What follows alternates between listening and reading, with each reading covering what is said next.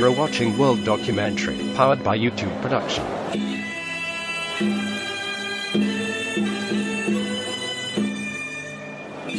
At his confirmation hearing with the Senate, President-elect Donald Trump's nominee for Secretary of State, Rex Tillerson, likened China's island building to Russia's annexation of Crimea from Ukraine, and added that U.S. should block China from newly built islands in the South China Sea.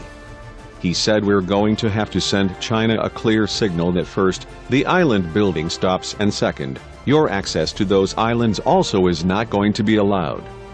They are taking territory or declaring control of territories that are not rightfully China's."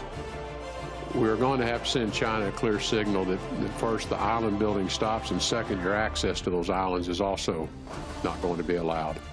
He added that China's actions were extremely worrisome, and the U.S. failure to respond has allowed them to keep pushing the envelope in seas that carry $5 trillion of trade annually.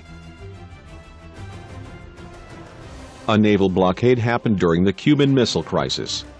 In October 1962, Soviet leader Nikita Khrushchev decided to agree to Cuba's request to place nuclear missiles in Cuba to deter future harassment of Cuba. An agreement was reached during a secret meeting between Khrushchev and Fidel Castro in July 1962, and construction of a number of missile launch facilities started later that summer.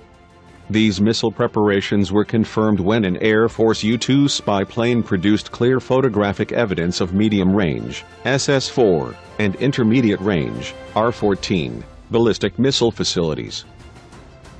The United States established a military blockade to prevent further missiles from entering Cuba. It announced that they would not permit offensive weapons to be delivered to Cuba and demanded that the weapons already in Cuba be dismantled and returned to the USSR. After a long period of tense negotiations, an agreement was reached between President John F. Kennedy and Khrushchev. Publicly, the Soviets would dismantle their offensive weapons in Cuba and return them to the Soviet Union, subject to United Nations verification, in exchange for a U.S. public declaration and agreement never to invade Cuba again without direct provocation. Secretly, the United States also agreed that it would dismantle all U.S.-built Jupiter MRBMs, which were deployed in Turkey and Italy against the Soviet Union but were not known to the public.